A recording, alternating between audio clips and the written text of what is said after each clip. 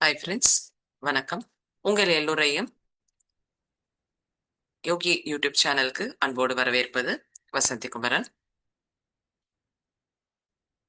நாம எல்லாரும் இந்த ஜூம் செஷன்ல மெயினா சிறுதானியங்கள் பத்தி தெரிஞ்சுக்கிறதுக்காக நம்மளோட லைஃப் ஸ்டைல் இம்ப்ரூவ் பண்றதுக்காக நம்மள நோய் இருந்து நோய் வராம தடுக்கிறதுக்காகவும் நோய் வந்தாலும் அதை ரிவர்ஸ் பண்றதுக்கான ஒரு ப்ரொசீஜர்ல அந்த ஒரு ஸ்டெப்ல தான் நம்ம பார்த்துட்டு இருக்கோம். ஓ இத நமக்கு இந்த எல்லா விதமான இன்ஃபர்மேஷன் தன்னுடைய வாழ்க்கையை வந்து இதுக்காக அர்ப்பணிச்சுட்டு இது விதமான ரிசர்ச் பண்ணிட்டு பல எதிர்ப்புகளையும் தாண்டி நம்ம சமுதாயம் நல்லா இருக்கும் அப்படின்ற நல்ல நோக்கத்தையும் இந்த எதிர்கால சந்ததிகளும் நல்லா இருக்கணும், நம்மளுடைய மண் வளமா இருக்கட்டும், நம்மளுடைய இயற்கையா இருக்கட்டும், அதை ஆஹ் அழிவிலிருந்து காப்பாத்தி நல்ல ஒரு நிலைக்கு கொண்டு போகணும் அப்படின்னு சொல்லிட்டு சர்வே ஜனோ சுகினோ பவந்து, எல்லா உயிரினங்களும் வந்து ஒரு நல்ல கம்ஃபர்ட்ல நல்ல ஒரு ஹாப்பினஸா இருக்கணும், நல்ல ஒரு இணக்கத்தோட இருக்கணும் அப்படின்ற அந்த ஒரு ப்ராட் பாயிண்டட் திங்கிங்கோட நமக்கு இந்த விஷயங்களை கொண்டு வந்திருக்க டாக்டர் காதர்வல்லி அவர்களுக்கு நம்ம நன்றியை தெரிவித்துக் கொண்டு இந்த செஷன் ஸ்டார்ட் பண்ணலாம். அவர் எல்லாருக்கும் தெரிந்தது போல அவர் ஒரு independent forest agriculture scientist and food expert. அவரை நம்ம நாடே பெருமையாக மில்லட் மேன் ஆஃப் இந்தியா அப்படின்னு சொல்லிட்டு அழைக்கிறது. இவருக்கு பத்மஸ்ரீ அவார்டும் கொடுத்துருக்காங்க அப்படின்றது நம்மளுக்கு எல்லாருக்குமே தெரியும். ஸோ அந்த வகையில நம்மளோட இந்த ஒரு கரண்ட் சமூகத்தை நல்வழி நடத்துறதுக்காக நம்ம பாரம்பரியத்தை நோக்கி நம்ம அழைத்து செல்வதற்காக ஒரு முயற்சி எடுத்துட்டு இருக்காரு. ஸோ இன்னைக்கு அவர் என்ன சொல்லியிருக்காரு அப்படின்றத நம்ம பார்க்கலாம். மெயினா அம்பலி பத்தி நம்ம பார்க்க போறோம். ஸோ யாராவது ஒரு சிலர் இப்பதான் இந்த செஷன் ஜாயின் பண்ணிருக்கீங்கன்னா, இதுக்கு முன்னாடி செஷன் மிஸ் பண்ணிருக்கீங்கன்னா உங்களுக்கு ஒரு வாட்டி சொல்லிக்கிறேன். பாசிட்டிவ் மில்லட்ஸ், நேர்மறையான ஒரு சிறுதானியங்கள் அப்படின்னா என்னன்னா, ஃபாக்ஸ்டெயில் மில்லட்னு சொல்லக்கூடிய திணை, லிட்டில் மில்லட்னு சொல்லக்கூடிய சாமை, கொடோ மில்லட்னு சொல்லக்கூடிய வரகு, பான்யார்ட் மில்லட்னு சொல்லக்கூடிய குதிரைவாலி, பிரவுன் டாப் மில்லட்னு சொல்லக்கூடிய குலசாமை. இந்த 5 தான் இந்த நம்ம பயன்படுத்த போகிறோம். நம்ம எந்த ஒரு ப்ராப்ளம்ல வராம தடுக்கிறதுக்கும் இனிமேல் இல்லாம இருக்கிறதுக்கும் நம்ம பேலன்ஸ்டான ஒரு உணவு சாப்பிட்றதுக்காகவும் டிசீஸ் ரிவர்சல் அப்படின்னு கூட நிறைய பேர் பண்ணியிருக்காங்க. ஸோ அந்த வகையில இதை பத்தி நாலேஜ்க்காக தான் நம்ம இதை ஷேர் பண்றோம். இப்ப சிறுதானியங்கள் அப்படின்னு சொல்லும் பொழுது 5 மினிட்ஸ்ல பாத்தீங்கன்னா அதை சமைக்கிறதுக்குன்னு ஒரு சில விஷயங்கள் இருக்கு. அதை நம்ம ஃபர்ஸ்ட் புரிஞ்சுக்கிட்டு தான் இதுல எதுவுமே தயாரிக்கணும். மில்லட்ஸ் பத்தி நேத்து கூட நம்ம டிஸ்கஸ் பண்ணிருக்கும் போது ஒவ்வொரு மில்லட்டுக்கு ஒரு தனித்துவம் இருக்குது, ஒரு சிறப்பு இருக்கு அப்படின்னு சொல்லிட்டு நம்ம பார்த்தோம். அப்ப நமக்கு ஒரே ஒரு மில்லட் தான் போதும், இதுதான் நமக்கு ப்ராப்ளமா இருக்கு, இது ஒன்றே போதும் அப்படின்னு சொல்லிட்டு நம்ம அதையும் செய்யக்கூடாது. இந்த 5 மில்லட்ஸ் இருக்கிற நற்குணங்களும் நம்ம உடம்புல இருக்க கம்ப்ளீட் டீடாக்சிபிகேஷனுக்கும் கம்ப்ளீட்டா நம்ம பாடியை ஸ்ட்ரென்தன் பண்றதுக்கும் நமக்கு தேவைப்படுது. அதனால எல்லாத்தையும் ரொட்டேஷன்ல எடுத்துக்கணும். அதே போல ஒரு தானியத்தை தான் ஒரு நாளைக்கு எடுத்துக்கிறதோ 2 நாளைக்கு எடுத்துக்கிறதோ அந்த சைக்கிள்ல அந்த மாதிரி தான் ரொட்டேஷன்ல வரணுமே தவிர கம்பைன் பண்ணி எடுத்துக்க கூடாது. குறிப்பா ஒரே வேலையில மல்டி கிரெயின் அப்படின்னு சொல்லிட்டு நிறைய நேரங்கள்ல நம்ம பண்றோம். 2க்கு மேற்பட்ட தானியங்களை ஒன்னா கலந்துக்கிறோம். அந்த மாதிரி செய்யக்கூடாது. ஒரே ஒரு மில்லட் தான் ஒரு ஒரு வேலைக்கோ 2 வேலைக்கோ நம்ம ஒரு நாள் ஃபுல்லா பயன்படுத்துறதும், ஒரு மில்லட்லயே பல வகையான டிஷ்ஷஸ் நம்ம பண்ணிக்கலாம் வேற மாதிரி. ஆனா ஒரே மில்லட் தான் யூஸ் பண்ணும். அதுக்கப்புறம் கட்டாயமா அந்த மில்லட்ஸை 6 மணி நேரத்துல இருந்து 8 மணி நேரம் வரைக்கும் ஊற வைக்கிறது, சமைக்கிறதுக்கு முன்னாடி ஊற வைக்கிறது ரொம்ப அவசியம். எதுக்குன்னு நேத்தே சொல்லியிருந்தேன். கார்போஹைட்ரேட் அண்ட் ஃபைபர் அது லிக்னான்ஸ் சொல்லுவாங்க. அதுல ஒரு ரஃப்பான ஒரு ஃபைபர் கோட்டிங் இருக்கும். ஸோ அந்த லிக்னான்ஸ் எல்லாம் குக் பண்ற அளவுக்கு அதை மாத்துறதுக்காக இந்த சோக்கிங் ஓவர், ஏன்னா அது ரொம்ப ட்ரையா இருக்கும் அந்த லிக்னான்ஸ்லாம். அதை வெட் பண்றதுக்கு அதை சோக் பண்ணிட்டு குக் பண்ணாதான் அதோடைய முழு திறனும் வரும். இல்லைன்னா சாப்பிட்டா நமக்கு ஒத்துக்காத மாதிரி ஒரு ப்ளோட்டிங் ஏற்படுத்துறதோ, ஏதோ ஒரு மாதிரி அன்டைஜஸ்டா ஃபீல் பண்றது. ஏன்னா அது தண்ணியில சோக் பண்ணலன்னா நம்ம இருக்கிற அந்த நீர்ப்பதத்தை உறிஞ்சி ஹீட் ப்ரொடியூஸ் பண்ற மாதிரி இந்த மாதிரியான ஒரு சிலருக்கு அந்த அந்த கம்ப்ளைண்ட் சொல்லுவாங்க. எதனால அப்படின்னா இந்த ஒரு முக்கியமான விஷயம் தெரிஞ்சுக்காதனால. அதனால சோக் பண்றது 6-8 ஹவர்ஸ் ரொம்ப அவசியம். அதே போல இதுல சப்பாத்தியோ இல்ல புட்டோ அந்த மாதிரி ஏதாவது தயார் பண்றாங்க அப்படின்னா கூட, பண்ணணும்னு நினைக்கிறாங்க அப்படின்னா கூட, அதுல அந்த மாவாக அரைக்கிறதுக்கு என்ன பண்ணணும்னா அதே இது போல 6 மணி நேரத்துல இருந்து 8 மணி நேரம் வரைக்கும் ஊற வச்சுட்டு அதுக்கப்புறம் அதுல உலர்த்திட்டு அதுக்கப்புறமா தான் அதுல மாவா அரைக்கணும். அதே போல அப்ப நம்ம செய்யும் பொழுதும் சப்பாத்தியோ இல்ல புட்டோ அந்த மாதிரி ஏதாவது செய்யும் போறோம் அந்த ஃபிளார் வச்சு அந்த மாவை வச்சு அப்படின்னாலும் அதையுமே நீட் பண்ணிட்டு கொஞ்சம் பெசரை வச்சுட்டு ஒரு 2 hours அளவுக்கு நம்ம வந்து கொஞ்சம் அதை வச்சோம் அந்த ஈரம் ஊறுறதுக்குன்னா ரொம்ப சாஃப்டா ரொம்ப நல்லா வர்றதுக்கு யூஸ்ஃபுல்லா இருக்கும். அதுக்கப்புறம் வந்து இந்த ஒரு சோப்டு மில்லட்ஸை வந்து எல்லா சீசனுக்குமே ஏத்தது. இப்ப ஹீட் ப்ரொடியூஸ் ஆகுது அப்படின்னா சோப் பண்ணாம இருக்கிறதுனால தான் அதுக்கு காரணமா இருக்குது அப்படின்றத நம்ம தெரிஞ்சுக்கணும். அதனால வின்டர் சீசன், சம்மர் சீசன் எல்லா மாதிரியான சீசனுக்குள்ளும் சாப்பிடுறது. அதே போல அன்பாலிஷ்டா வாங்குறது கண்டிப்பா நம்ம பார்த்து வாங்கணும். இப்போ சொன்ன மாதிரி அந்த பாலிஷ் பண்ணும்பொழுது அதுல இருக்கிற அவுட்டர் கோட்டிங்ல இருக்கிற சத்துக்களை நம்ம வந்து இழக்கிறதுக்கு வாய்ப்பு இருக்கு. அந்த மாதிரி தான் நம்ம மெயினா கோதுமையில அரிசியில நிறைய நடக்குது. இப்ப பாலிஷ் பண்றதுனால நம்ம பார்க்கிறதுக்கு பார்வையா இருக்கணும், அழகா இருக்கணும் அப்படின்றதுக்காக அது மேல் பரப்புல இருக்கிற இயற்கை அதை வந்து சேவ் பண்ணி வச்சிருக்கிற அந்த அவுட்டர் லேயர்ல இருக்கிற சத்துக்களை நம்ம மிஸ் பண்ணக்கூடும். அதனால தெரிஞ்சு நம்ம அன்பாலிஷ்டா இருக்கிறது தான் வாங்கணும் அப்படின்றது. அதுவும் அது மாதிரியே வெப்சைட்ஸ்லயும் விற்கிறாங்க. நம்மளை சுத்தி இருக்கிற ஒரு ஃபார்மர்ஸ்லாம் கூட அந்த மாதிரி விற்கிறாங்க. ஸோ அதை வந்து பார்த்து வாங்கணும். பேக்டா இருக்கும் பொழுது பல பல பலன்னு இருக்கணும் அப்படின்றதுக்காகவும் வெண்மையாக இருக்கிறதுக்காக தான் இந்த மாதிரி பாலிஷ்லாம் வருது. மிஷின்ல போட்டு அதை வந்து ஹஸ்க் பண்ணும்பொழுது அதுலயுமே அந்த பாலிஷ் ஆயிடும். ஸோ அதெல்லாம் வந்து பார்த்து வாங்கணும் நம்ம. அதுக்கப்புறம் வந்து பாலிஷ் பண்றது எதுக்கு பண்ணுவாங்கன்னா அதோட ஷெல்ஃப் லைஃப் இன்க்ரீஸ் பண்றதுக்காக, அது ரொம்ப நாள் கெட்டு போகாம இருக்கிறதுக்கு, பாக்குறதுக்கு நல்ல அழகா இருக்கணும் அப்படின்றதுக்காக பண்ணுவாங்க. ஸோ அதெல்லாம் வந்து ஹெல்த்தி கிடையாது. அதனால அன்பாலிஷ்டா கொஞ்சம் மங்கலானதா இருக்கும். அது வெள்ளை வெள்ளையர்னு இருக்காது. அதனால வெண்மையை தேடி நம்ம போகக்கூடாது இந்த விஷயத்துல அப்படின்றத புரிஞ்சு கைத்தல் மாதிரி அதை வந்து பவுண்டிங் பண்ணுவாங்க. ஸோ அந்த மாதிரி கிடைச்சா ரொம்ப நல்லது அப்படின்றத நம்ம பார்த்துக்கணும். ஸோ இது வந்து மில்லட்ஸ் குக் பண்ணும்போது நமக்கு முக்கியமா தேவையான கவனிக்கக்கூடிய விஷயங்கள். அடுத்து வந்து இந்த நம்ம அம்பலி அப்படின்னு சொல்லக்கூடியது ஒரு ஃபர்மெண்டட் ஃபுட் அப்படின்னு நம்மளுக்கு தெரியும். அதாவது நீர் ஆகாரம் அப்படின்னு சொல்லிட்டு நம்ம சொல்லுவோம். நம்ம வீட்டுல நிறைய பேர் வந்து பயன்படுத்திட்டு இருப்பீங்க. நம்மளுடைய கல்ச்சர்ல பயன்படுத்த ஒரு விஷயம் தான். நம்மளுடைய தாத்தா பாட்டிகள், நம்மளோட முன்னோர்கள் பயன்படுத்திய விஷயம்தான். ஆனா அது வந்து காலப்போக்கில் வேற மாதிரி நீர் ஆகாரம்னா என்னன்றது வேற மாதிரி மாறிடுச்சு. அதை வந்து சிறு தானியங்கள்ல தான் ஆரம்பத்துல பண்ணிட்டு இருந்தாங்க. இப்ப வந்து நம்ம எல்லாருமே அரிசி சாப்பிட்றதுனால நம்ம அரிசிக்கு போயிட்டோம் அப்படின்றத பார்த்துக்கணும். அப்போ இதுல வந்து இந்த ஃபர்மெண்டேஷன், இந்த நுதைத்தல் அந்த ப்ராசஸ்ல வந்து பாத்தீங்கன்னா சில விஷயங்கள் இருக்குது. அது எதனால அந்த ஒரு ப்ராசஸ் நம்மளுக்கு வந்து ரொம்ப ஹெல்ப்ஃபுல்லா இருக்குது அப்படின்றத நம்ம தெரிஞ்சுக்கணும். அந்த வகையில நமக்கு வந்து ப்ரோபயோட்டிக்ஸ் அண்ட் ப்ரீபயோட்டிக்ஸ் அப்படின்னு சொல்லிட்டு 2 ப்ராசஸ் வந்து இருக்குது. ப்ரோபயோட்டிக்ஸ் அதுதான் வந்து அந்த ஒரு வெரைட்டில சேர்றது தான் நம்மளுடைய அம்பலி. அப்படின்னா என்னன்னா நம்மளுடைய நன்மை செய்யக்கூடிய நுண்கிருமிகள், நம்ம உடலுக்கு நன்மை செய்யக்கூடிய ஒரு நுண்கிருமிகள் இருக்கு இல்லையா, அதை வந்து நம்மளுடைய கட்ல, நம்மளுடைய குடல்ல கொண்டு போய் சேர்க்கிறது.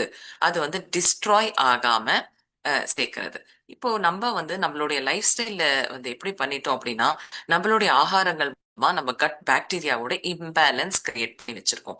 அது நேத்து செஷன்லயே பார்த்தோம். 1950s இருந்த நம்மளுடைய முன்னோர்களுடைய அந்த கட் பாக்டீரியாவும் இப்ப நம்ம உடம்புல இருக்கிற கட் பாக்டீரியாவோட ப்ரொபோர்ஷன் எப்படி மாறி இருக்குது. அந்த சமநிலை இன்மையினாலதான் நம்மளுக்கு விட்டமின் டெபிஷியன்சி அது இதெல்லாம் நிறைய ஏற்படுது. நம்ம உடம்பு தயாரிக்கக்கூடிய பல நல்ல ஒரு சத்துக்கள், புரோட்டீன்ஸ் இதெல்லாமே வந்து நம்மளுக்கு நம்ம வெளியே டிபெண்ட் பண்ற மாதிரி இருக்குது. நம்ம ஃபாரின்ல இருந்து எப்படி நம்ம இம்போர்ட் பண்ணிக்கிறோமோ அந்த மாதிரி கிட்டத்தட்ட நம்ம வந்து இது எல்லாத்தையும் மருந்து சார வேண்டியதா இருக்குது. அதனால நமக்கு இந்த கட் பாக்டீரியா பேலன்ஸ் பண்ணக்கூடியதுக்காக புதுவிதமான நல்ல அஹ், வெளியே இருக்கக்கூடிய நம்ம உணவுல மூலமா நம்ம நம்ம கட் பாக்டீரியாவை எப்படி ஒரு அந்த காலனியை ரீஎஸ்டாப்ளிஷ் பண்றது, அதை எப்படி மாத்தி சரியான முறையில நம்ம முன்னோர்களுக்கு இருந்த அந்த கட் ஸ்ட்ரக்சர் அதை திரும்பி எப்படி கொண்டு வரது. ஏன்னா எல்லா விதமான சத்துக்களும் நம்மளுடைய உடம்புல இருக்கிற எல்லா பாகங்களும் ஒவ்வொரு செல்லுமால தயாரிக்க முடியாது. அதுக்காக தான் நம்மளுக்கு இதுக்குள்ள நம்ம வயிற்றுக்குள்ள வந்து ட்ரில்லியன்ஸ் ஆஃப் பாக்டீரியா, நல்ல ஒரு நன்மை செய்யக்கூடிய பாக்டீரியா நம்ம கட்ல இருக்குது. அது மூலமா தான் நம்ம வந்து சாப்பிடுற உணவு செரிமானம் ஆகுது, தேவையான விஷயங்கள் நமக்கு வந்து கிடைக்குது. ஸோ அது ஒரு ஃபேக்டரி மாதிரி நம்ம உடம்புக்குள்ள இருக்கு. அந்த ஒரு நல்ல பாக்டீரியாஸை நம்மளுடைய குடல் பகுதிக்கு கொண்டு போற முயற்சி தான் வந்து இந்த ப்ரோபயோட்டிக்ஸ் பண்ணுது. அந்த வகையில நம்ம சொல்லுவோம் இல்லையா, மோர் நல்லது நம்மளுக்குன்னு சொல்லுவோம், நீர் ஆகாரம் நல்லதுன்னு சொல்லுவோம். அதுதான் அந்த அம்பலின்றது கூட சிறுதானியங்களை தயாரிக்கும் போது அது பேர் அம்பலின்னு சொல்லிட்டு சொல்லியிருக்காங்க. ஸோ அது வந்து நமக்கு ப்ரோபயோட்டிக் அப்படின்றது. அதுக்கப்புறம் ப்ரீபயோட்டிக் அப்படின்னு சொல்லிட்டு இருக்குது உணவுகள். அப்படின்னா என்னன்னா, நம்ம சாப்பிடுற ஃபைபர் ரிச் காம்பவுண்ட்ஸ், சாப்பிடுற ஒரு நார் சத்து மிகுந்த அந்த உணவுகள்ல டைஜஸ்ட் ஆகாத அப்படியே மீதம் இருக்கிறத வந்து நம்ம உடம்புல இருக்கிற இந்த மைக்ரோப்ஸ் வந்து சாப்பிட்டு அதை பிரேக் டவுன் பண்ணி செரிமானம் செய்யும். அது வந்து நம்ம சாப்பிடுற ஒரு உணவுகள்ல இருக்கிற அந்த ஃபைபர் வந்து இவங்களுக்கு உணவா இருக்குது. நம்ம சாப்பிடுற நம்ம உடம்புக்கு தேவையில்லாம இல்லாத இருக்கிறத விட, தேவைப்படுறதை விட இவங்களுக்கும் எக்ஸ்ட்ராவா நம்ம வந்து ஃபீட் பண்றோம்.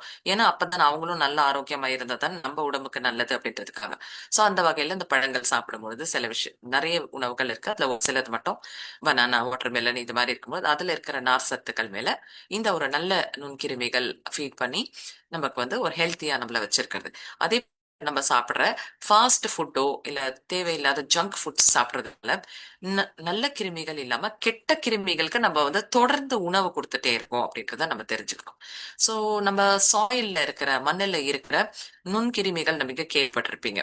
அந்த மண்ணில் இருக்கிற நுண்கிருமிகள் என்ன பண்ணும்? நம்ம எந்த ஒரு குப்பைய போட்டாலும், அது வெஜிடபிள் கழிவுகளோ மக்கக்கூடிய ஒரு பொருட்களை நம்ம போட்டாலும் அதை பிரேக் டவுன் பண்ணி சாயில வந்து வளப்படுத்துது இல்லையா? பூமியை வளப்படுத்துறதுக்கு தயாராகுது. அதே போல அதுக்கு தெரியும், அந்த மண்ணில் இருக்கிற நுண்கிருமிகளோட அறிவாற்றலுக்கு தெரியும் பிளாஸ்டிக்ல மக்க வைக்க முடியாது. இதுல எதை வந்து மக்க வச்சு டெட் ஆர்கானிசம்ஸ் இருக்கு இல்லையா, யாராவது ஒரு பாடி வெக்கேட் பண்ணி அவங்களோட உடலை வந்து அதுல புதைச்சாலும் சரி, வேற பிளான்ட்ஸ் இறந்து போனாலும் அனிமல்ஸ் இறந்து போனாலும் அதை வந்து அதை எல்லாத்தையுமே பிரேக் டவுன் பண்ணி நல்ல ஒரு பூமியை வளப்படுத்துற ஒரு விதமா தயார் பண்றது அந்த மைக்ரோ ஆர்கானிசம்ஸோட வேலை எப்படியோ, அதே போலதான் நம்ம உடம்புல இருக்கிற நம்மளுடைய கட்ல இருக்கிற பாக்டீரியாஸ் என்ன பண்ணும்னா, நம்ம கொடுக்கிற அந்த நல்ல ஆகாரங்கள் மூலமா நம்ம உடலுக்கு தேவையான சத்துக்களை ப்ரொடியூஸ் பண்ணி அதுகளும் வளர்ச்சி அடையறதுக்காக அதை பயன்படுத்திக்குது. ஆனா நம்ம கொடுக்கிற இந்த ஜங்க் ஃபுட்ஸும் இருக்கட்டும், நம்மளுடைய ஆஹ் மைதா மாதிரியான சுகர் மாதிரியான தேவையில்லாத ஒரு பொருட்கள் வந்து அது மாதிரி கொடுத்து நம்ம வந்து கெட்ட பாக்டீரியாவோட பாப்புலேஷனை அதிகரிக்கிறோம். நம்ம சொசைட்டில ஒரு ஆஹ் தீமை விளைவிக்கக்கூடிய நபர்களுக்கு வந்து ஒரு ஆயுதங்கள் சப்ளை பண்றதோ இல்ல அவங்கள வந்து வளர்ச்சி அடையறதுக்கு ஒரு செய்யற மாதிரி கிட்டத்தட்ட. சோ அப்போ சமூகம் வந்து நல்லதா இருக்க முடியாதுல்ல. அந்த மாதிரி இந்த மாதிரி கெட்ட ஒரு கெட்ட செய்யக்கூடிய தீங்கு விளைவிக்கக்கூடிய பாக்டீரியாவும் இருக்கும். எப்போ நன்மை செய்யவிக்க பாக்டீரியா நிறைய இருக்கோ அவங்களே இந்த வந்து தீமை செய்யவிக்க பாக்டீரியா வந்து அழிச்சிடுவாங்க. அது வந்து அதுக்கு அந்த ரிலேஷன் வந்து நம்மளுக்கு குறைவா இருக்கணும், நன்மை செய்யக்கூடியது நிறைய இருக்கணும் அப்படின்றத நம்ம தெரிஞ்சுக்கணும். ஸோ அந்த வகையில நம்ம சில உணவுகள் பயன்படுத்திட்டு இருக்கணும். அது வந்து இந்த ஒரு 2 கேட்டகரியில இல்லாம இன்னும் கொஞ்சம் கேட்டகரிஸும் இருக்குது. அதுல ரெண்டுமே சேர்ந்த மாதிரியும் சிலதெல்லாம் இருக்கும். ஸோ அப்படி வந்து இதை மெயினா நம்ம தெரிஞ்சுக்க வேண்டியது ப்ரோபயோட்டிக் அண்ட் ப்ரீபயோட்டிக் நம்ம உடம்புல என்ன மாதிரியான வேலைகள் செய்யுது அப்படின்றது. ஃபர்மெண்டேஷன், நுதைத்தல் நடக்கும் பொழுது அதுல வந்து ஏரோபிக் ஃபர்மெண்டேஷன் அண்ட் ஏனரோபிக் ஃபர்மெண்டேஷன் அப்படின்றது இருக்குது. ஸோ ஏரோபிக் ஃபர்மெண்டேஷன் அப்படின்னா என்னது அப்படின்னு பாத்தீங்கன்னா, அது எப்படி நடக்குது அப்படின்னு பாத்தீங்கன்னா, நம்ம வந்து ஒரு புளிக்க வைக்கும் பொழுது இட்லி தோசை மாவு மெயினா எடுத்துக்கிட்டோம் அப்படின்னா நம்ம செய்யறோம் இல்லையா? ஸோ அந்த இட்லி தோசை மாவுக்கு நம்ம என்ன பண்றோம்? அதை வந்து கை போட்டு கரைச்சி இந்த உளுந்து அரிசி எல்லாம் எதையோ ஒன்று போட்டு நம்ம வந்து இட்லியை அரைக்கிறோம். அரைச்சி நம்ம என்ன செய்யறோம்? காய் போட்டு கரைச்சி மூடி வச்சிடுறோம். திறந்த மாதிரி வைக்க மாட்டோம், மூடி வச்சிருவோம்.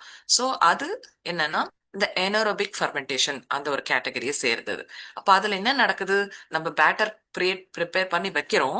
ஆனா என்ன ஆகுதுன்னா புளிச்சு நம்மளுக்கு வந்து ஃபுல்லா ஃபர்மெண்ட் ஆகி நமக்கு வந்து அடுத்த நாள் புளிச்சு வருது. நம்ம வந்து அதை வந்து இட்லியாவோ தோசையாவோ ஏதோ ஒன்று செய்யறோம், ஆப்பமாகவோ ஏதோ ஒன்று செய்யறோம்.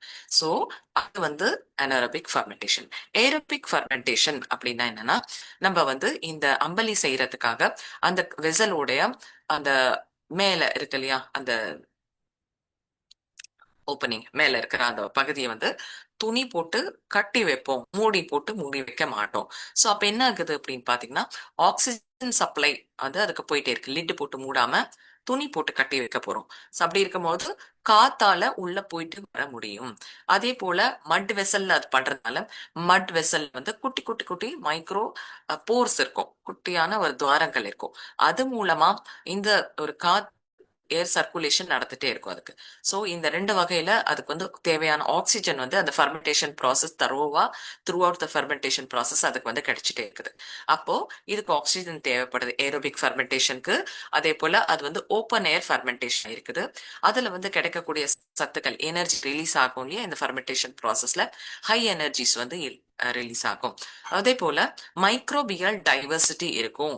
அப்படின்னா என்னன்னா நிறைய வகையான நுண்கிருமிகளுடைய பெருக்கம் அதுல இருக்கும். அதுதான் நம்மளுடைய கட்டுக்கு வந்து ரொம்ப தேவையானது.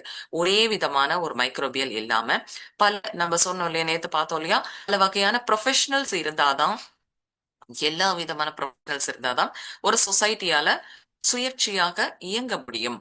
வேற எந்த ஒரு நாட்டுக்கிட்டயோ வேற ஏதோ ஒரு மக்கள் கிட்ட போய் நம்ம கை எந்த ஒரு அவசியம் ஏற்படாத மாதிரி இந்த நம்மளுக்கு மைக்ரோப்ஸ் எல்லாமே வந்து டைவர்சிஃபைடு மைக்ரோபியல் ப்ரொடக்ஷன் இருக்கும் பொழுது நமக்கு வந்து நம்ம எல்லா விதமான சத்துக்களும் விட்டமின் B12 முதல் கொண்டு நம்மளுடைய உடம்பே வந்து அதை தயார் பண்ணக்கூடிய பொட்டென்ஷியல் நம்ம உடம்புக்கு இருக்குது.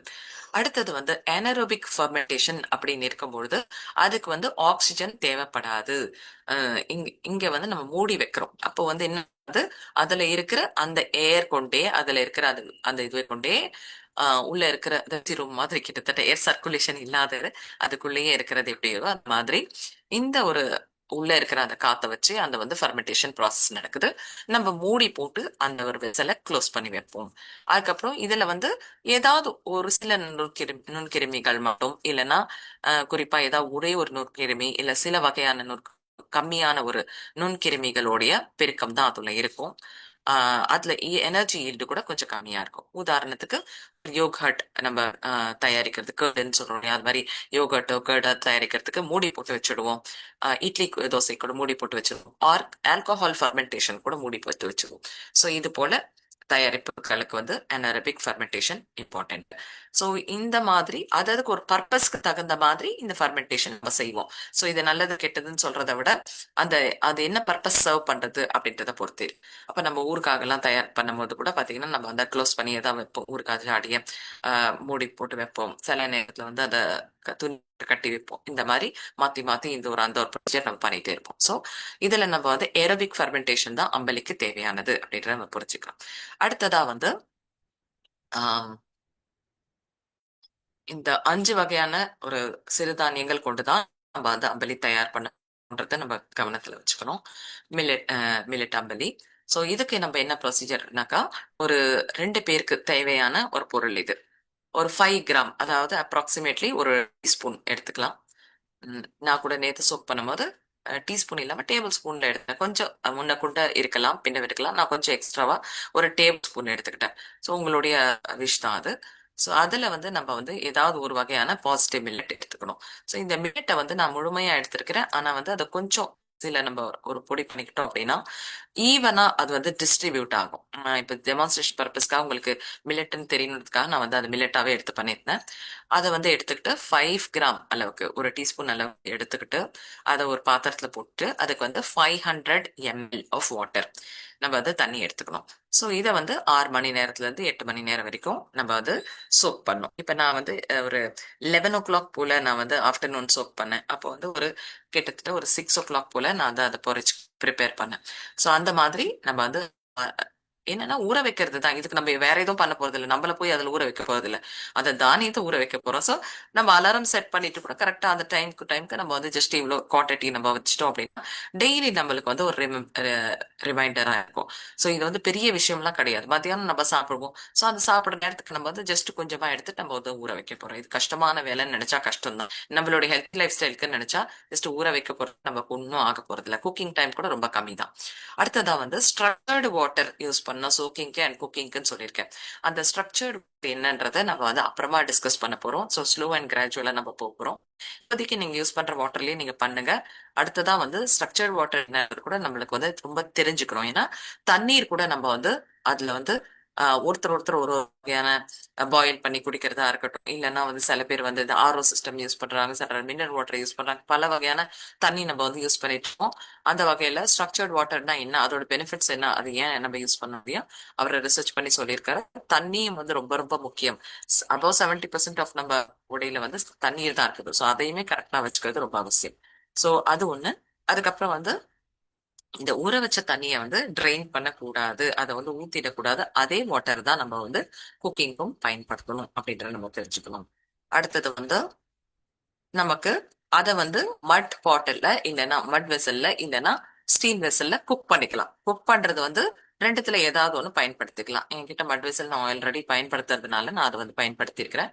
அதுல வந்து குக்கிங் டைம் பாத்தீங்கன்னா அது ரொம்ப கம்மி தான். ஒரு 5-10 மினிட்ஸ்லயே குக் ஆயிடும். இது முழு மில்லட்டா எடுத்துருக்கனால 15 டைம்ஸ் ஆச்சு. ஆனா 15 மினிட்ஸ் ஆச்சு. நீங்க வந்து கொஞ்சம் லேசா பவுடர் பண்ணிக்கிட்டீங்க, ரவா பதத்துக்கு பண்ணிக்கிட்டீங்க அப்படின்னா அது ஈவனா டிஸ்ட்ரிபியூட் ஆயிட்டு அந்த தண்ணி மேல வந்து நிக்காம எல்லாம் கலந்த மாதிரி ஒரு கூழ் மாதிரி நமக்கு கிடைக்கும் அப்படின்றதுனால நம்ம வந்து அதை ரவா பதத்துக்கு நம்ம கிரைண்ட் பண்ணிக்கலாம். சோ இத வந்து மட் வெசல்ல இல்லைன்னா ஸ்டீல் வெசல்ல ரெண்டு மட்டும் தான் குக் பண்ணா. அலுமினியம் வெசலோ நான்ஸ்டிக் வெசலோ நீங்க வந்து கண்டிப்பாக பயன்படுத்தக்கூடாது. அதே போல காப்பர் எல்லாம் சரி பேர் சொல்லுவாங்க, வெங்கலம் பாத்திரம், பித்தளை பாத்திரம், அதெல்லாம் வேண்டாம். ஃபர்மெண்டேஷன் ப்ராசஸ் எல்லாம் இருக்கிறதுனால அவர் சொன்ன அந்த ப்ரொசீஜர் படியே நம்ம வந்து செய்வது சிறந்தது. அதுக்கப்புறம் இதுல வந்து கஞ்சி செய்யும் போது துளி கூட நம்ம வந்து ஒரு பிஞ்ச் கூட நம்ம வந்து எதுவுமே ஆட் பண்ணக்கூடாது. இதுக்கு ரெண்டு இன்கிரீடியன்ஸ் தான் நமக்கு வந்து லெட்ஸ் அண்ட் வாட்டர், இது மட்டும் தான். உப்பெல்லாம் ஆட் பண்ணவே கூடாது, கண்டிப்பா கூடாது. ஏன்னா அது வந்து அந்த ஃபர்மெண்டேஷன் ப்ராசஸே வந்து ஸ்பாயில் பண்ணிட்டு அது அந்த பாக்டீரியாவோட நல்ல ஒரு பாக்டீரியாவோட உருவாக்கத்தை வந்து அது தடுக்கும். ஸோ அது கண்டிப்பா இங்க எதுவுமே வேற எந்த இன்கிரீடியன்ஸுமே பயன்படுத்தக்கூடாது. அதுக்கப்புறமா வந்து அது கொஞ்சம் நம்ம குக் பண்ணதுக்கு அப்புறமா அந்த பாத்திரத்துக்கு மேல கொஞ்சம் ஆறுனதுக்கு அப்புறம் இல்ல அது சூடா இருக்க மாதிரி கூட நம்ம டைப் பண்ணிக்கலாம். ஏன்னா எவாப்ரேஷன் மூலமா கூட அது வெளியே தான் போகுது ஸ்டீம்லாம். அப்போ இந்த ஒரு துணி போட்டு அதோடைய வப்பாரம் சொல்லுவாங்க இல்லையா, அதோட லிட்லயே அது லிட் போடாம துணி போட்டு நம்ம இந்த மாதிரி கட்டிடணும் மட் வெசலுக்கு. அப்பதான் வந்து அந்த ஏரோபிக் ஃபர்மெண்டேஷன் இதுல நடக்கும். அதே போல அதுக்கு வந்து ஒரு காட்டன் கிளாத் இல்லைன்னா காதி கிளாத்தை பயன்படுத்துறது நல்லது. அதுலயும் நம்ம ஒயிட் கலரா பயன்படுத்தணும்னா அந்த துணியோட சாயம் எதுவும் அதுல வந்து படாம இருக்கிறதுக்கு ஒயிட் கிளாத் இது எப்பயுமே நம்ம வீட்டுல இருக்கும், எல்லார் வீட்லயுமே இருக்கும். அந்த வேஷ்டி கிளாத் மாதிரி இருக்கும் இல்லையா, சோ அந்த மாதிரி இல்லைனாலும் வாங்கி வச்சுக்கோங்க. சோ இது வந்து இதுதான் யூஸ் பண்ணணும், காதி ஒரு காட்டன் கிளாத். அப்போ வந்து ஏர் சர்க்குலேஷன் நல்லா இருக்கும். அதுல வந்து எந்த ஒரு சாயமும் இல்லாத மாதிரி இருக்கிறதுக்காக தான் நம்ம ஒயிட் கிளாத் பயன்படுத்துவோம். இதை வந்து மறுபடியும் 7 ல இருந்து 8 மணி நேரம் விட்டுடணும். அப்படியே ஆற விட்டுட்டு புளிக்கிறதுக்கு விட்டுடணும். ஸோ ஃபர்ஸ்ட் நம்ம நைட் குக் பண்ண போறோம்னா மதியானம் வச்சுட்டு நைட் குக் பண்ணிடுறோம். திரும்ப நைட் ஃபுல்லா அப்படியே விட்டுடுங்க. அடுத்த நாள் காலையில நம்ம பயன்படுத்த போறோம். அதனால வெளியவே இருக்கட்டும். ரெஃப்ரிஜரேஷன்ல பண்ணவே கூடாது, யூஸ் பண்ணாதீங்க. வெளியவே இருந்தா அது ஃபர்மெண்டேஷன் நடக்கணும். இட்லி எல்லாம் நம்ம எப்படி இட்லி மாவுக்குலாம் பண்ணுவோமோ கிட்டத்தட்ட அதே மாதிரி தான், அதே டைம் தான் எடுத்துக்கும். தயிருக்கு அப்புறமா இட்லிக்கெல்லாம் செட் ஆகிறதுக்கு எவ்வளவு நேரம் ஆகுது அதே தான். ஸோ இது அதுக்கப்புறமா வந்து நம்ம குடிக்கும் பொழுதுதான் தேவைக்கேற்ப அதுல வந்து சால்ட் ஆட் பண்ணி அதை வந்து குடிக்கணும். இது நான் சொன்ன ப்ரிப்பரேஷன் வந்து அதை 5 கிராம் அளவுக்கு எடுத்துட்டு 500 ml போடும் பொழுது 250 இல்லைன்னா 200 ml கிளாஸ்ல வந்து 2 பேருக்கு ஆயிடும். அது நல்ல 2 கிளாஸ் அம்பலி ப்ரிப்பேர் ஆயிடும். இது இல்ல குடிக்கிறதுக்காக குடிக்கும் பொழுது மட்டும்தான் அதுல சால்ட் ஆட் பண்ணிக்கணும். இப்போ டாக்டர் காதர்வள்ளி என்ன சொல்றாருன்னா, நம்மளுடைய கட் அதாவது நம்மளுடைய வயிறு குடல் பகுதி எல்லாமே சரியாக இருந்தா நம்மளுடைய மூளை அதோடைய சிந்தனை அது வந்து எந்த ஒரு நெகட்டிவ் எமோஷன்ஸும் இல்லாம கிளியரான யோசனை நமக்கு கிடைக்கும். நம்மளோட பிரெயின் வந்து கரெக்டா ப்ராப்பரா இருக்கும் அப்படின்றத சொல்றாரு. If your cut is right your brain is right அப்படின்னு சொல்றாரு. நம்மளுடைய நியூரோ டிரான்ஸ்மிட்டர்ஸ் சொல்லக்கூடிய நரம்புகள் மூலமா நமக்கு வரக்கூடிய சிக்னல்ஸ், நம்ம உடம்பு ஃபுல்லா வரக்கூடிய சிக்னல்ஸ் வந்து மெயினா கட் மூலமா ஃபர்ஸ்ட் வருது. அப்ப எல்லாரும் என்ன சொல்லுவாங்கன்னா cut is your second brain சொல்லுவாங்க. ஆனா டாக்டர் சொல்றாரு என்ன பொறுத்தவரையிலும் எனக்கு வந்து cut is the first brain நான் சொல்வேன். அந்த அளவுக்கு நம்மளுடைய கட் பிரெயின் ஆக்சஸ் இருக்குது அப்படின்னு சொல்றாரு. குடல்ல இருந்து நம்மளுக்கு பிரெயினுக்கு வந்து டக்குனு சிக்னல்ஸ் போகுது. இப்போ உதாரணத்துக்கு நம்ம சொன்னோம்னா உடனே நமக்கு வந்து ஸ்டிமுலை ரெஸ்பான்ஸ் வந்து பாத்தீங்கன்னா ஒரு சூடான பாத்திரத்துல நம்ம திடீர்னு கை வச்சோம்னா நம்மளுக்கு வந்து அது பிரெயினுக்கு அந்த சிக்னல் போறதுக்கு முன்னாடியே நம்ம அது உடனே டக்குன்னு எடுத்துரும். அது வந்து நம்மள ஸ்கின்ல இருக்கிற ரிசப்டர் நம்ம கட்ல இருக்கிறது டக்குன்னு உடனே ரெஸ்பாண்ட் ஆகும். சோ அது போலதான் வந்து எந்த ஒரு விஷயத்துக்கும் வந்து கட்ன்றது ஃபர்ஸ்ட் ரொம்ப அவ்வளோ அதுக்கு இம்பார்ட்டன்ஸ் இருக்கு. அது ரியாக்ட் ஆகுறதுக்கு நியூரோ டிரான்ஸ்மிட்டர்ஸ் இருக்குது. ஸோ அதனால நம்ம பிரெயினுக்கு இம்பார்ட்டன்ட் கொடுக்குறோமே தவிர கட்டை வந்து சுத்தமா நம்ம மறந்துடும். அந்த இப்போ இந்த அம்புலியை நம்ம ஏன் இவ்வளோ டைல்யூட் பண்ணி குடிக்கணும்? இதை வந்து கொஞ்சம் கஞ்சி பதத்துக்கே செமி சாலிடாக நம்ம வந்து அப்படியே சாப்பிட்லாம் இல்லையா அப்படின்னு சொல்லிட்டு நம்மளுக்கு தோணலாம். இது எதுக்கு இவ்வளோ டைல்யூட் பண்ணுறோம் அப்படின்னா, இது கொஞ்சம் திக்காக இருந்ததுன்னா அதோட கன்சிஸ்டன்சி உணவு செரிமானம் செய்கிற மாதிரியே அந்த டைஜஸ்டிவ் ஆசிட்ஸ் வந்து அதிகமாக நம்ம குடல்கள் வயிற்றில் சுரக்க ஆரம்பிச்சிரும். அது மூலமாக ஒரு ஆசிட் கஷ் வந்துடும். அப்போ வந்து அந்த மைக்ரோ ஆர்கானிசம்ஸோட ப்ராப்பர்ட்டிஸ் வந்து ஏதாவது கொஞ்சம் பாதிக்கிறதுக்கு வாய்ப்பு இருக்குது. அதனால இது லிக்விடாக நம்ம அப்படியே குடிக்கும்பொழுது அதில் இருக்கிற நுண்கிருமிகள் அந்த micro organisms as it is போய் அப்படியே நம்ம கட்டில் செட்டில் ஆகிறதுக்கு ரொம்ப ஹெல்ப்ஃபுல்லாக இருக்குது. அதனால் அடுத்தது வந்து இதில் இருக்கிற பெனிஃபிட்ஸ் நம்ம பார்த்தோம் அப்படின்னா, அம்பலி சாப்பிட்றது மூலமாக நம்மளுடைய கட்டில் இருக்கிற மைக்ரோபயோம் நல்ல கிருமிகள் வந்து கரெக்டாக பேலன்ஸ் ஆகுது. ஸோ அந்த மைக்ரோபயோம் கட் ஃப்ளோரான்னு கூட சொல்லுவோம் இல்லையா, அது பேலன்ஸ் ஆகுது. செரிமானம் செய்கிறதுக்காகவும் நம்மளுடைய பவுல் மூமெண்ட்ஸ்னு சொல்லக்கூடிய மலம் வெளியேற்றதாக இருக்கட்டும், அதுவுமே வந்து சரியாக நடக்குது. நம்ம ஆசிட்ஸ் அப்புறமா வந்து சுரக்கிறது அது வந்து கொஞ்சம் குறைக்குது. நம்ம ப்ளோட்டிங் அண்ட் கேஸ்ன்னு சொல்லுவோம் இல்லையா, வயிறு உப்புசமாக இருக்குது, கேஸ் மாதிரி ஃபார்ம் ஆகுது அப்படின்றதெல்லாம் வந்து குறையுது. நம்மளுடைய எதிர்ப்பு சக்தி அதிகரிக்குது. நம்மளுக்கு வந்து ஒரு மென்டல் கிளாரிட்டியோட மனம் தெளிவோடு இருக்கிறதுக்காகவும் அமைதியாக இருக்கிறதுக்காகவும் கூட இதெல்லாம் இம்பார்ட்டண்ட்டாக இருக்குது. அப்போ நம்மளுடைய கட் ஃப்ளோரா கரெக்டாக இருந்தது, ப்ராப்பராக அந்த மைக்ரோபயோம் பேலன்ஸ் கரெக்டாக இருந்தது அப்படின்னா மனதளவில் கூட நம்ம வந்து தெளிவாக சிந்திக்க முடியும், யோசிக்க முடியும் அப்படின்றதும் இருக்குது. அதே போல் டிசீஸ் ரிவர்சல் நிறைய வந்து லைஃப் ஸ்டைல் டிசீசஸ் அது நிறைய நமக்கு இருக்கிறது இந்த காலகட்டத்தில் நிறைய பேருக்கு இருக்கிறதுனால அதை வந்து சரிப்படுத்தணும் அப்படின்னு அடிப்படையிலேருந்து சரிப்படுத்தணும். அதுதான் இந்த கட் ஃப்ளோராவில் இருக்கிற அந்த மைக்ரோபயோம்ஸை வந்து சரி பண்ணோம் அப்படின்னா அதாவது டியூட்டி அதோட கடமை என்னவோ அதை செய்ய ஆரம்பிச்சிடும். அதனால் நம்மளுக்கு வந்து டிசீஸ் கூட ரிவர்சல் ஆகும்.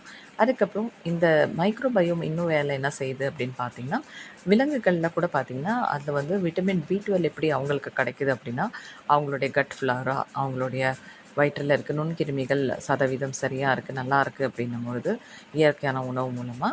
ஸோ அப்போ வந்து அந்த நுண்கிருமிகள் தான் வந்து விட்டமின் B12 தயார்படுத்தும். ஸோ இந்த நம்மளுடைய இந்த நுண்கிருமிகள் நம்ம உடம்புல வந்து நம்மளோட வயிற்றில் பெருக்கம் ஆன உடனே நல்ல ஒரு கிருமிகள் இந்த பயோட்டிக் ட்ரிங்க் ப்ரோபயோட்டிக் ட்ரிங்க் குடிக்கிறது மூலமாக நமக்கு வந்து நம்ம பாடியே வந்து அந்த ஒரு மைக்ரோ ஆர்கானிசம்ஸோடு சேர்ந்து விட்டமின் B12 வந்து நார்மல் ரேஞ்சுக்கு ப்ரொடியூஸ் பண்ண ஆரம்பிக்கும். அது மட்டும் இல்லாமல் நம்ம உடம்புல இருக்கிற நச்சு நீக்கங்கள் டீடாக்சிஃபைங்காகவும் இருந்தது, செரிமானத்துக்காகவும் இது வந்து அம்பலின்றது ரொம்ப பயனுள்ளதாக இருக்குது. ஸோ இவ்வளோ பெனிஃபிட்ஸ் இருக்கிற அந்த அம்பலியை நம்ம காலையில் விடிகாலையில் முதலாக நம்ம இதை எடுத்துக்கிறது சிறந்ததாக இருக்கும் அப்படின்னு சொல்லிக்கிறேன். அடுத்தது மில்லட்ஸை பொறுத்தவரையிலும் எதை செய்யலாம் எதை செய்யக்கூடாது அப்படின்றத நம்ம தெரிஞ்சுக்கணும். நாம் எடுத்துக்கும் பொழுது ஒரு நேரம் வந்து ஒரே ஒரு விதமான மில்லட் தான் நம்ம எடுத்துக்கணும்.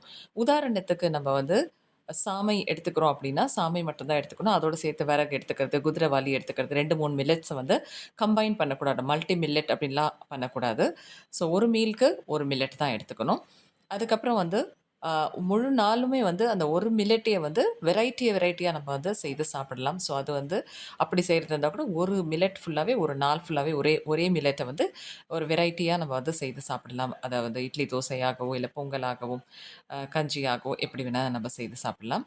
அதுபோல் இன்னொன்று ரொம்ப ரொம்ப முக்கியமான விஷயம் என்ன அப்படின்னா, மில்லட்ஸை வந்து ஊற வைக்கிறது, சோக் பண்ணுறது ரொம்ப ரொம்ப இம்பார்ட்டண்ட். இந்த சிறுதானியங்கள் வந்து அதுக்குள்ளே வந்து அந்த லேயர்ஸ் வந்து கெட்டித்தன்மையாக இருக்கும். அது வந்து உள்ள வரைக்கும் ஊறணும் அப்படின்னா ஒரு லேயராக கிராஸ் பண்ணி உள்ள வரைக்கும் ஊறணும் அப்படின்னா அதுக்கு 6லேருந்து 8 மணி நேரம் தேவைப்படுது. அப்போது வந்து நம்ம ஓவர் நைட் கூட அதை ஊற வச்சிடலாம். காலையில் செய்ய போகிறோம் அப்படின்னா நம்ம வந்து நைட் ஊற வச்சிட்டோம் அப்படின்னா 8 மணி நேரத்துக்கிட்ட அது ஊறிடுது. அதே போல் மதியம் செய்கிறோம் அப்படின்னா கூட விடிகாலையில் ஊற வைக்கிறது. இந்த மாதிரி நம்ம ஊற வச்ச ஒரு வேளை பிஃபோராகவே நம்ம ஊற வச்சிட்டோம் அப்படின்னாக்கா நமக்கு அடுத்த வேலைக்கு நம்ம செய்கிறதுக்கு அது வந்து கரெக்டாக ரெடி ஆகிடும். ஸோ அப்படி செய்தால் தான் அது வந்து ப்ராப்பராக அதை பயன்படுத்தும் முறை. அப்போ தான் வந்து உடலில் வந்து எந்த ஒரு உஷ்ணமும் ஏற்படுத்தாமலோ இல்லாத ஒரு அசௌகரியங்கள் ஏற்படுத்தாமல் கரெக்டாக டைஜஸ்ட் ஆகிறதுக்கு ஈஸியாக இருக்கும். இன்னொன்று வந்து 2 வகையான மில்லட்ஸ் வந்து நம்மளுக்கு கிடைக்கும். Polished millet and unpolished millet அப்படின்னு சொல்லிட்டு. ஸோ நம்ம வந்து பட்டை தீட்டப்பட்ட அரிசி பயன்படுத்துறதுனால தான் நம்மளுக்கு இவ்வளோ பிரச்சனைகள் வருது அப்படின்றது நமக்கு தெரியும் இல்லையா? அதே போல் தான் இந்த மில்லட்ஸை கூட பார்த்திங்கன்னா பட்டை தீட்டப்பட்ட அதாவது பாலிஷ் பண்ணது எடுக்காமல் நம்ம வந்து அன்பாலிஷ்டாக எடுத்துக்கணும். அன்பாலிஷ்டாக இருந்தால் தான் அது வந்து அதில் லிக்னான்ஸ் அப்படின்னு சொல்லிட்டு அதோடைய கோட்டிங் இருக்கும். அதுதான் நமக்கு வந்து ரொம்ப யூஸ்ஃபுல்லானது. ஸோ அதையுமே நம்ம ஞாபகத்தில் வச்சுக்கணும். அதுக்கப்புறம் வந்து ஃபர்ஸ்ட்டு வெறும் வயித்துல வந்து இந்த அம்பலிய வந்து குடிச்சுக்கணும். இத வந்து ரொம்ப லிக்விட் கன்சிஸ்டன்சியா எடுத்துக்கணும். ரொம்ப நீர்த்த தன்மையோட எடுத்துக்கணும் இருக்கும். அதேபோல அம்பலி வந்து நம்ம நைட் தயாரிக்கிறதுனால காலையில வந்து நமக்கு அது அ ஒரு புளிச்ச தன்மையோட நீர் அ ஒரு நுதைத்தல் தன்மையோட இருக்கும். அது இல்லாம ஆறிப்போன மாதிரி இருக்கும். அத வந்து ரீஹீட் பண்ணலாமா? சூடுபடுத்தலாமா? அப்படின்னு சொல்லிட்டு நெறைய பேருக்கு கேள்வி எழலாம். ஆனா அத வந்து சூடு பண்ணா அதில இருக்கிற நல்ல பாக்டீரியாஸ், குட் பாக்டீரியாஸ், மைக்ரோப்ஸ் வந்து டிஸ்ட்ராய் ஆயிடும். அதனால அத ஹீட் பண்ணக்கூடாது. அப்படியே ஹீட் பண்ணோம் அப்படின்னா கூட, அத வந்து டபுள் பாயில் மெத்தட் அப்படின்னு சொல்றாங்க இல்லையா? நம்ம இட்லிலாம் எப்படி குக் பண்றோம்? ஒரு பாத்திரத்துக்குள்ள தண்ணி வச்சுட்டு உள்ள அந்த இட்லி பிளேட்ல ஊத்திக்க அந்த மாதிரி டபுள் பாயில் மெத்தட்ன்றது ஒரு அகலமான பாத்திரத்தில வந்து தண்ணீர் எடுத்துக்கிட்டு, அந்த தண்ணி கொதிக்கும்போது, உள்ள வந்து வேற ஒரு சின்னதா ஒரு பாத்திரத்தில வேணா போட்டு, மூடி போட்டு அத வச்சோம் அப்படின்னா, அந்த தண்ணியோட ஹீட்ல அது வந்து சூடாகும். ஸோ அந்த மாரி டபுள் பாயிலிங் மெத்தட்ல பண்ணலாம். இல்லன்னா அப்படியே குடிக்கிறது ரொம்ப ரொம்ப சிறந்ததா இருக்கும். இன்னொன்னு என்ன அடுத்ததா பார்த்தீங்கன்னா, நம்ம வந்து இதில கண்டிப்பா எந்த பாத்திரத்த பயன்படுத்தணும் அப்படின்றத நம்ம ஞாபகத்துல வச்சுக்கணும். நம்ம வந்து க்ளே வெசல் அதாவது மண்பானைகள தான் நம்ம வந்து ஃபெர்மென்டேஷனுக்கு யூஸ் பண்ணணும். நம்ப அம்பலி ப்ரிப்பேர் பண்றதுக்கு வேணா ஸ்டீல் பாத்திரத்த கூட பயன்படுத்திக்கலாம். ஆனா, அந்த ஃபெர்மென்ட் ஆகுறது, அந்த நுதைத்தல் அந்த ப்ராசஸ்க்கு வந்து ஏரோபிக் ஃபெர்மென்டேஷன் நடக்கணும் அப்படின்னா, இந்த மண் பாத்திரத்தில மேல வந்து நம்ம ஒரு துணி போட்டு அதோட அந்த வாய்ப்பகுதியில துணி போட்டு கட்டி, அந்த மண் பாத்திரத்தில வச்சுட்டோம்னா தான், நமக்கு அடுத்த நாள் அது ஃபெர்மென்டேஷன் ப்ராப்பரா இருக்கும். ஸோ அதுவுமே நம்ப ஞாபகத்துல வச்சுக்கணும். அடுத்ததா நெறைய பேருக்கு வந்து விட்டமின் பி12 டெஃபிஷியன்சி, அதுக்கப்புறம் விட்டமின் டி டெஃபிஷியன்சி இது போலலாம் பலரும் வந்து இப்ப சொல்லிட்டு இருக்காங்க. ஸோ அந்த மாதிரி இருக்கும் பொழுது, இதெல்லாமே கூட இந்த நம்மளுடைய கட் மைக்ரோபயோம்ல தயாராகிற இந்த அ விட்டமின் பி12 இருக்குது. சத்து. விட்டமின் டி நம்மளுக்கு எல்லாருக்குமே தெரியும். சூரிய ஒளியிலருந்து நம்மளுக்கு கிடைக்கக்கூடியது. ஸோ இந்த 2 சத்துக்களையும் வந்து நம்ப அ ஃபுட் மூலமா எப்படி சரி செய்ய முடியும் அப்படின்னா, இந்த நுதைத்த பொருட்கள் இருக்கு இல்லையா? பிளான்ட் பேஸ்டு மில்க் நம்ம எடுக்கிறோம் இல்லையா? கோகோனட் மில்க்கா இருக்கட்டும், அதாவது தேங்காய் பாலா இருக்கட்டும், கடலையிலேருந்து நம்ம பால் எடுக்கலாம், சிறுதானியங்கள்லேருந்து பால் எடுக்கலாம். அப்புறமா வந்து இந்த கம்பு, அம் அ அப்புறமா அந்த எள்ளு, இது போல பல தானியங்கள்லேருந்து நம்ம எடுக்கிறோம் இல்லையா? ஸோ அது மாதிரி இருக்கிற பிளான்ட் பேஸ்டு மில்க்ன்னு சொல்லுவோம். அதில தயார் பண்ற அந்த தயிரா இருக்கட்டும், மோரா இருக்கட்டும், இதிலருந்து நம்ம வந்து அத கன்சியூம் பண்ணி, அது மூலமா இந்த டெஃபிஷியன்சி வராம பார்த்துக்கலாம். அதேபோல இன்னும் அ சூப்பரா ரிசல்ட் தரக்கூடியது தான் இந்த அம்பலி அப்படின்றது. ஸோ அம்பலியில நம்ம குடிக்கும் பொழுது, இந்த விட்டமின் டெஃபிஷியன்சிலாம் இல்லாம நம்மள வந்து காக்குது. அதுக்கப்புறம் வந்து அம் நம்ப வந்து சன்லைட் இல்ல வந்து விட்டமின் டி நம்ம பாடி ப்ரொடியூஸ் பண்ணது நமக்கு தெரியும். அந்த சன்லைட் வந்து அதிகாலை வெயிலும், மாலை வெயிலும் இருக்கும். ஸோ அந்த டைம்ல அந்த ஆரஞ்சு நிறத்தில இருக்கும்பொழுது அந்த சூரியன், அப்ப அதிலிருந்து வரக்கூடிய அந்த கதிர்கள்ல நம்ம பாடி எக்ஸ்போஸ் ஆச்சுன்னா, நம்ம வந்து போயிட்டு வாக்கிங் போறதோ, நடமாடுறதோ, விளையாடுறதோ, ஏதோ ஒரு வேலைகள் அவுட்டோர்ல போய் செய்யும் பொழுது, அது மூலமா நம்ம உடம்பே வந்து இந்த விட்டமின் டிய வந்து ப்ரொடியூஸ் பண்ணுது. ஸோ சின்ன சின்ன வாழ்க்கை முறை மாற்றங்கள் செய்தது மூலமாக நம்ம எப்படி வந்து ஆ, ஆரோக்கியமான வாழ்க்கையை நோக்கி செல்ல முடியும் அப்படின்றத பார்த்தோம் நம்ம இந்த வீடியோவில்.